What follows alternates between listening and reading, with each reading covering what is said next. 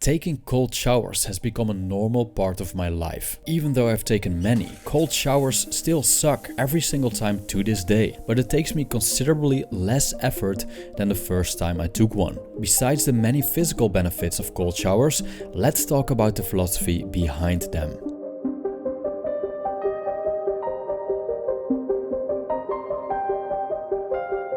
First of all, I want to thank Joshua for his very generous PayPal donation. Thank you very much. This really helps me to continue making videos and move this channel forward. Now let's dive in. While some people see taking cold showers as the panacea for overall health that will solve all our mental and physical problems, I would disagree on that. I've been taking cold showers since 2014, and doing so did not always prevent me from getting sick or getting depressed. But I always do feel better after a cold shower, mentally as well as physically, and I've become more resistant to cold in the winter. But most of the benefits I have experienced are mental and can be brought back to different philosophical ideas that I will share with you now. Let's start with the dynamic of desire and aversion. Human beings as well as animals make a discernment between the things they like and don't like. This mechanism is valuable for survival. Avoiding certain things that are life-threatening can literally save our lives. That's why zebras avoid lions, and also why I avoid standing in the middle of a fire. However, so often people avoid a simple discomfort that isn't life-threatening, but actually necessary for personal growth. If we avoid the things we averse, we will never be able to achieve certain goals. If we want a muscular body, for example, we need to train our muscles. And if we want to be heard, we need to speak up. But what holds us back? The fear of discomfort.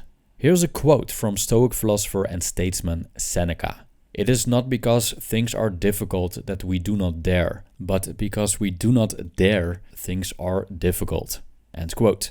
In other words, if we want things to become easier, we should become braver. This is where cold showers come in. I think that most people, especially in the West, are quite averse to cold showers, since most of them are used to hot streaming water at home, which makes bathing rather a comforting and soothing experience than a refreshing and invigorating one. Thus, in general, people that are used to bathe in warm water will avoid the discomfort of cold showers. Years before I even considered taking a cold shower, I spent a few months in Indonesia, where I stayed in and around the city of Bandung. This really was a fantastic experience, except for the fact that on many occasions I did not have access to warm water. Even in some hotels, the warm water just wasn't there. This is probably because the majority of Indonesians take cold showers every day. Moreover, the major religion in Indonesia is Islam, and devoted Muslims that pray 5 times a day wash themselves at least 5 times a day with cold water. When I stayed at the local people, instead of adapting myself to their habit of bathing with a bucket of cold water each morning, I put water in a pan, cooked it, mingled it with cold water in a bucket, so I could have my nice warm quote-unquote shower. Yeah, I was a wuss. And this reflected in my overall stance in life. I would always avoid the things I averse, even if they were minor discomforts. Here's a quote from Stoic philosopher Epictetus. "Remember that following desire promises the attainment of that of which you are desirous, and aversion promises the avoiding that to which you are averse. However, he who fails to obtain the object of his desire is disappointed, and he who incurs the object of his aversion wretched." End quote.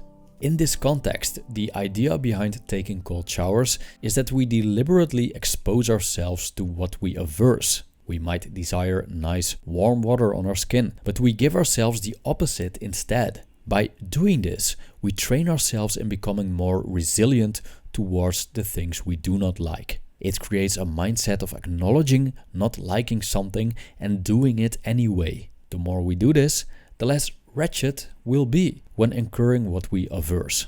Ancient Roman emperor and Stoic philosopher Marcus Aurelius advised us to engage in the premeditatio malorum, translated negative visualization. When we do this in the morning, we prepare ourselves for the adversity we could meet during the day ahead. I quote, When you wake up in the morning, tell yourself, the people I deal with today will be meddling, ungrateful, arrogant, dishonest, jealous, and surely they are like this because they can't tell good from evil. End quote. Now, when visualizing adversity is a cognitive way to brace ourselves for pain, taking a cold shower can be considered a negative visualization in the flesh that prepares us for the difficulties that the day will bring. Because we have already faced one demon by taking a cold shower, the threshold of facing other demons becomes lower. But the wisdom of cold showers goes even deeper. In my youth, we often spent our summers in Spain. With my brother and a friend of ours, we would spend every single day at the pool, swimming and chilling out.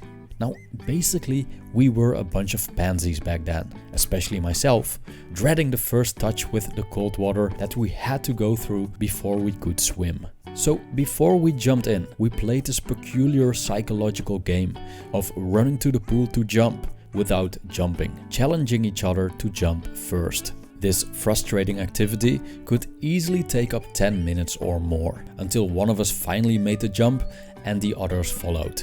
After I jumped, it always amazed me how much worse the mind made the experience compared to how bad it really is. The same goes with taking a cold shower. The first seconds are the worst. But after a minute or so, you actually adapt to the cold and it isn't so bad anymore. Like being in a cold swimming pool. After a while, it's pretty good actually. I have to agree with Master Yoda when he said, "Do or do not. There is no try." End quote. By taking cold showers, we train ourselves to just go for it when confronted with a potentially painful experience, no matter how much anxiety we experience. Examples of such experiences are telling someone bad news or a difficult confrontation at work. The cold shower teaches us that no matter how dreadful something is at first, we will adapt and it will become bearable. Some hardships may be excruciating at first, but after a while they become integrated and we suffer a lot less. I kind of dread public speaking, for example, but I've learned that, like a cold shower, the beginning is the worst, and when I'm a few minutes in, the discomfort goes away. The ability to push through anxiety means that fear won't stop us, no matter how terrible it feels. This way, we will open doors that we previously didn't dare to open. And by opening those doors, we find pathways to new possibilities because we have liberated ourselves from the chains of fear. Anxiety is the dizziness of freedom, said Danish philosopher Søren Kierkegaard. Now, another thing I learned from the experiences in Spain is that our minds make things much worse than they really are, which is basically the cause of our anxiety. After avoiding cold water for years, taking cold showers brought me back to the days in Spain, where I hesitated and hesitated before I would make the leap into the cold. I experienced the same bargaining, postponing, talking myself out of it, etc. Our minds are extremely intelligent when it comes to avoiding pain, as they are able to construct stories with the complexity of a dissertation, simply to avoid the discomfort of a cold shower. Something interesting I've noticed about taking cold showers for years is how mindful I've become in regards to the thoughts that precede it. I can tell instantly if I'm beginning to hesitate. And I know that when I continue hesitating, it will take a long time before I actually take the step. I've learned that whenever this hesitation begins, the faster I push through, the better. No wonder why Taoist philosopher Lao Tzu mentioned this in his work, The Tao Te Ching, and I quote, "Take care of difficult problems while they are still easy. Do easy things before they become too hard." End quote. This principle can also be used for approaching someone you find attractive. The most effective way to start a conversation is by approaching that person as quick as possible. Because if you don't, you will start to hesitate. The anxiety builds up, and so it becomes much more difficult to approach. Becoming more mindful of these thinking patterns helps us to identify if we are avoiding something and if our thoughts are holding us back. This makes it easier to break that cycle and just go for it before the task gets even more difficult. The experience with cold showers teaches us to trust that we will cope, even when our minds tell us the opposite. Also, courage is a stoic virtue. Taking cold showers is a way to build courage, by conquering ourselves in the face of discomfort, instead of going down the easy road. Cold showers are small victories over pain and function as a metaphor for how we approach our daily confrontations with the things we averse, which are, whether we like it or not, part of our existence as human beings. Thank you for watching.